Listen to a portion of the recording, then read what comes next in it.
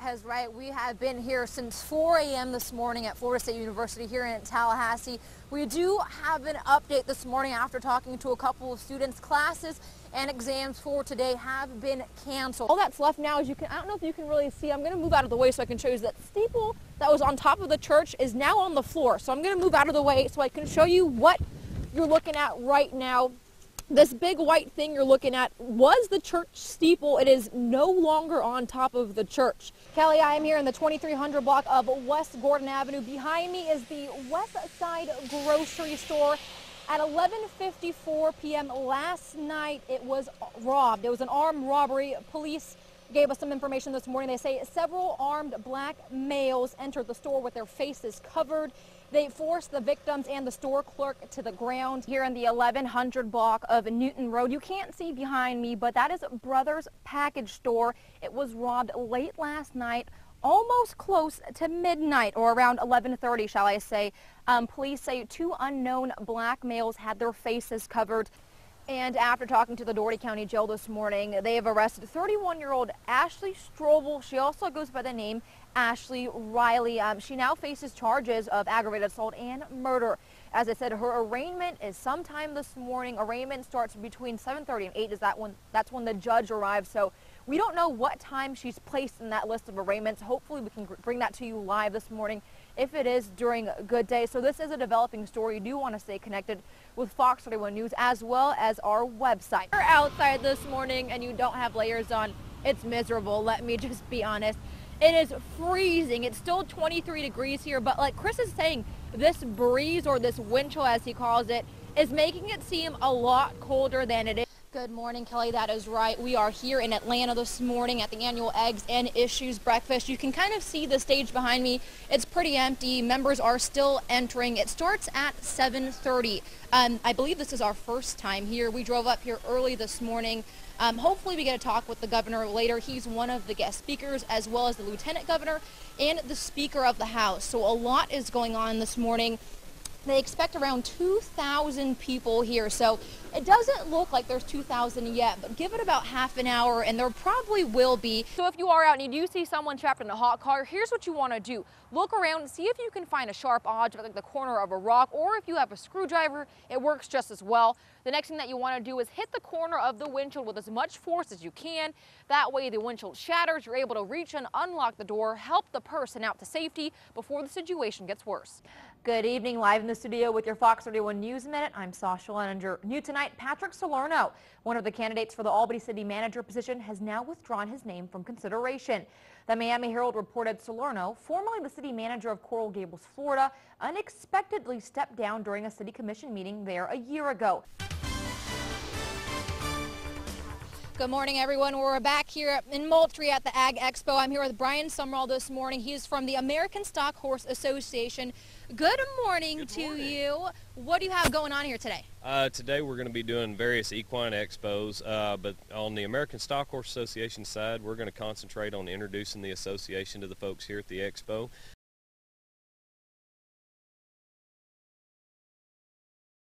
Days after this video went viral on social media, people are rushing to defend an Air Force veteran after she interrupted a protest at Valdosta State University.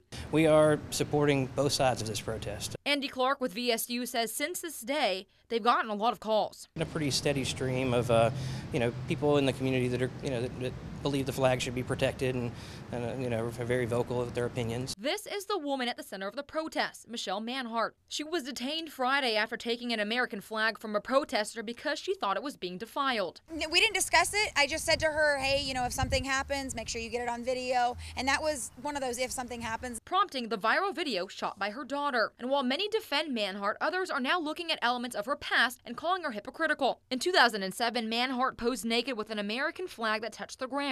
The same thing she was trying to put an end to at the protest. Way back then, we did this shoot for a purpose, and nobody really asked about it. Here it is 8 years later. Manhart says her actions with the flag aren't the same as the protesters at VSU. That was the purpose of it, was to show that we always have our freedom and when we're stripped of everything. She adds during her photo shoot there were stipulations laid out, one of which was that if the flag touches the ground, they would properly dispose of it, unlike the flag used at the VSU protest.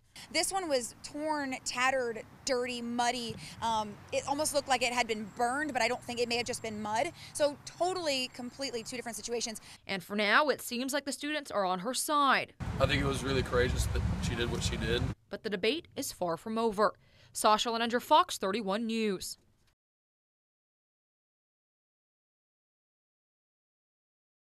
An unfinished story for almost half a century now has an ending. Colonel William Earl Cooper was laid to rest at Arlington National Cemetery with 4 generations of family members in attendance. It just made me feel like they thought he was a hero and they treated him like a hero. And, you know, until you're there, you just can't. You know that a military funeral is special, but until you're there, you just can't really, you just feel the whole, what it really means. Going down there, I didn't really know what to expect.